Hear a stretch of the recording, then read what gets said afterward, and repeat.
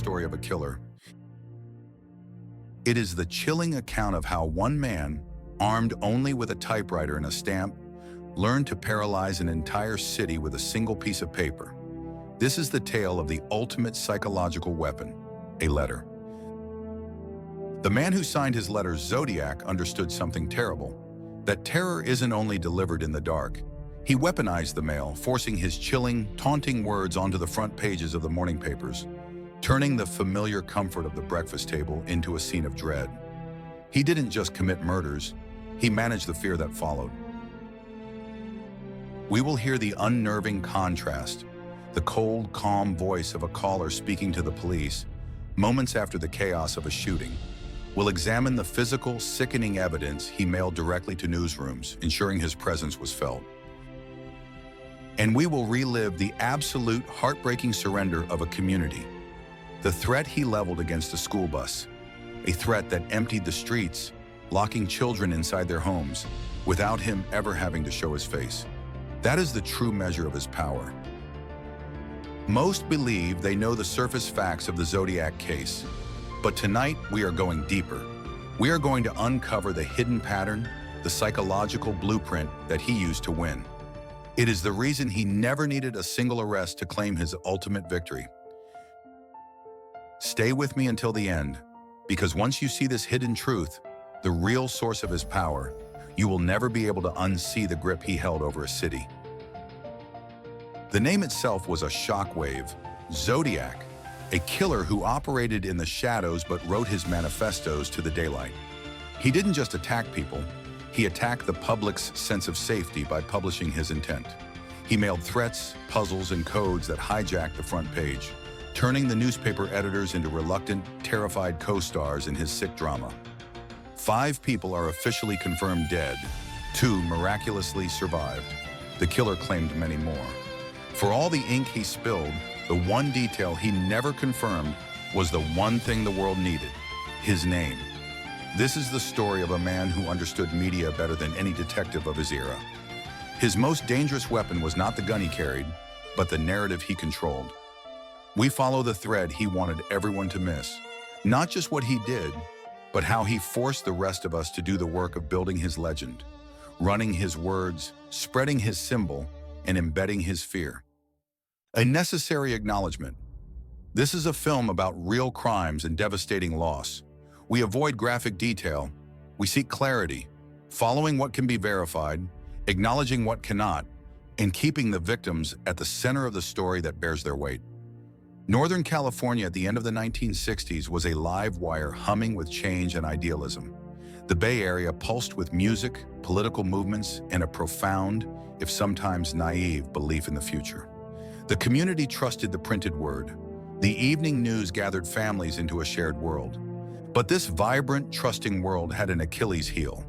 Police authority was a patchwork across local jurisdictions: Vallejo, Napa, San Francisco. They tried to cooperate, but they did not move as one. Into those seams walked a figure who understood that the gatekeepers of the press were also the amplifiers of fear. He realized a single letter could reshuffle the priorities of a city, and that a threat, placed where millions would read it, could move the behavior of an entire community by morning. They were just kids on a date. David Faraday, 17, and Betty Lou Jensen, 16, had pulled off onto a lonely turnout off Lake Herman Road. It was a spot where couples sometimes parked, peaceful enough that the winter air carried sounds farther than they should. In a flash, that quiet scene turned final. The first radio calls flew. Headlights swept the dark. The first entries of what would become a legend were written into a police report nobody wanted to file. There was no symbol yet, no moniker, no letters, only grief, shock, and a scatter of painful details under the poor light. The community mourned, but the story did not yet become a national fixation. That would require a voice, and it was on its way, determined to introduce itself on its own terms. On a summer night, the 4th of July, Darlene Ferran and Michael Mageau were sitting in a parked car at Blue Rock Springs. A car approached, pulled away, and then returned. The attack was sudden and brutal. Darlene Ferran would not survive. Michael Mageau lived, wounded but conscious, and his survival mattered for what came next. Because shortly after the shooting, a man called the police. His voice was calm, almost flat, like a bored administrator giving an update. He gave precise details and claimed responsibility not only for that night, but for the earlier killings on Lake Herman Road. It did not sound like a desperate confession. It sounded like a press release. That phone call bent the entire timeline of the investigation. From here on, the killer would not just act, he would narrate. He would force himself inside the investigation and try to dictate how the story should be told. He wanted credit, but more than that, he wanted an audience. The letters soon arrived at major newspapers across the Bay Area. They were nearly identical, each carrying a third of a terrifying 408-symbol cipher. The threat was explicit. Print this on the front page or there will be more consequences. Editors were trapped, forced to weigh ethics against fear. Printing the demands was an invitation for the killer to escalate, but the alternative was a conscience weighed down by silent threats. They printed the cipher. In those columns, an emblem was born, a circle with crosshairs, and a persona stepped out of the envelope. Zodiac. He had stitched his identity to a symbol everyone already recognized. Targets, maps, astrology. Now it was a signature of terror. The world held its breath until a married schoolteacher couple, working with nothing but patience, pencil marks, and frequency counts at their kitchen table, cracked the Z408. The decoded message was chilling and grandiose, a self-portrait drawn with cold cruelty. It flaunted his motive, but deliberately withheld the one thing that would end the story: his name. This wasn't an omission, it was strategy. At Lake Berryessa, on an afternoon perfect for picnics, Brian Hartnell and Cecilia Shepard relaxed by the water. A man approached wearing a strange black hood, a costume marked with the circle cross symbol, speaking in a steady, almost rehearsed cadence. He claimed to be an escapee and proceeded to bind the couple before launching a vicious attack. Brian Hartnell survived to describe the terrifying, theatrical scene. Cecilia Shepard died from her wounds 2 days later. Before leaving, the attacker used a pen to write on the victim's car door a short list of dates, place names, and the emblem, turning the vehicle into a temporary signature frame. The details here shifted the focus from the act itself to the performance. The hood mattered. The emblem mattered. The writing on a car door mattered. It was as if we weren't just hunting a killer. We were chasing a twisted production designed to be looked at and inevitably reprinted. The terror moved to the heart of the city. In San Francisco's Presidio Heights, taxi driver Paul Stein pulled to the curb with a fare, a single shot at close range. This was not a remote turnout. It was a neighborhood street, and ordinary people saw the killer leave the scene. Then the letter, again. Inside it, a blood-stained swatch of Paul Stein's shirt. The correspondent and the killer were confirmed as one. And in that same batch of words came a line that didn't need to be acted upon to do maximum damage. A chilling threat against a school bus. The phrase felt designed to multiply itself. Parents altered routines. Police watched stops. Bus routes adjusted. The entire city moved, not because of a bomb or a gun, but because of a single sentence printed where everyone could read it. He had discovered that a well-placed sentence could function like code. Write it, and the city runs it. By now, the pattern was established.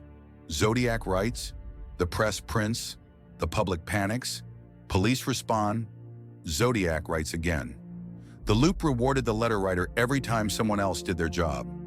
Detectives ran themselves ragged across Vallejo, Napa, and San Francisco, their cooperation straining while the letters kept everyone, editors, detectives, citizens, and the killer, in the same room.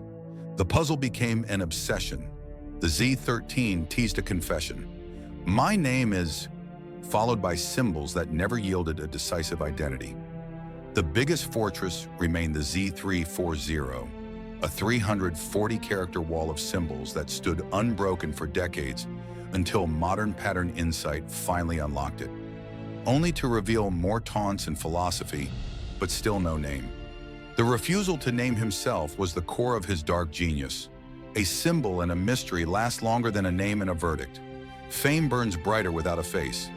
The case did not lack for evidence, it lacked for finality. There were partial fingerprints, handwriting samples, envelopes, and stamps.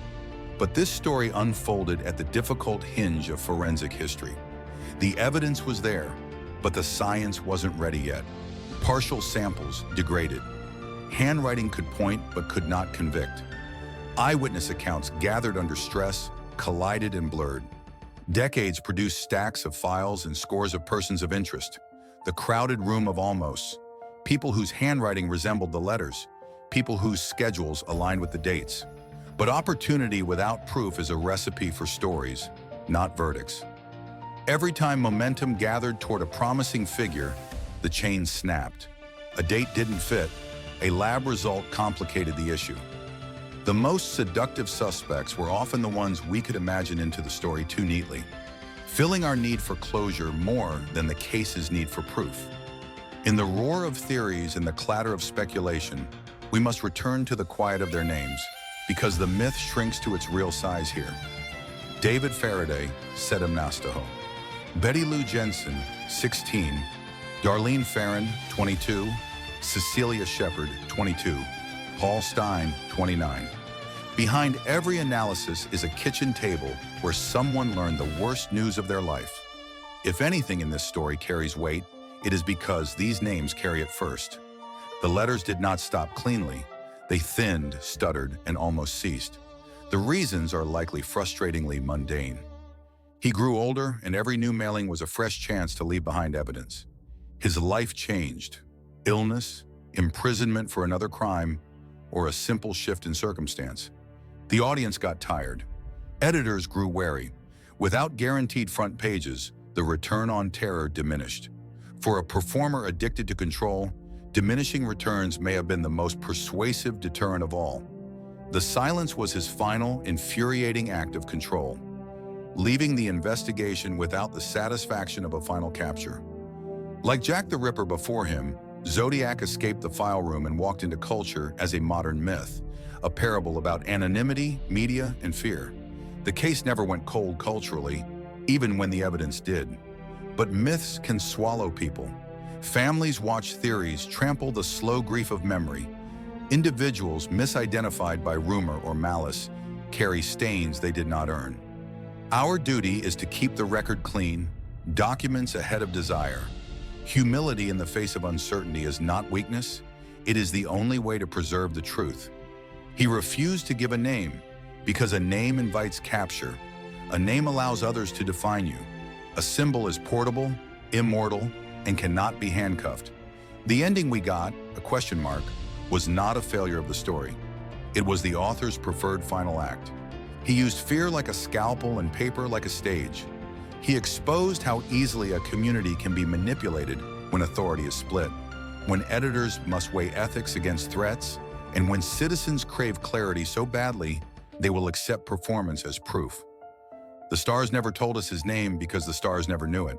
What they did show us, stark and unblinking, is how we look in the dark, afraid, curious, relentless, and unwilling to let a story end before we understand it. We call him Zodiac because he pointed at the sky. But his truth is earthbound.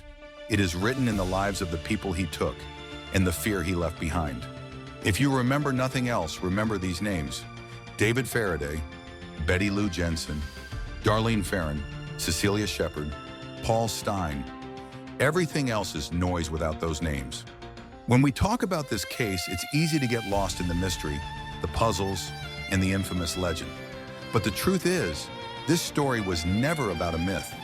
It was about 5 distinct, vibrant lives: David Faraday, Betty Lou Jensen, Darlene Farron, Cecilia Shepard, and Paul Stein. They were sons, daughters, and friends, real people whose futures were tragically cut short. Let us ensure they are remembered for the lives they lived, not just the way they died. If their story has moved you, please help us honor their memory. By subscribing, liking, and sharing, you help ensure that David, Betty Lou, Darlene, Cecilia, and Paul reach further than the shadow of a killer's nickname. The case is still open. If you hold verified information, no matter how small it seems, please contact your local law enforcement. And if you're ready to dive deeper into the evidence, join us for the next chapter. We break down the letters line by line.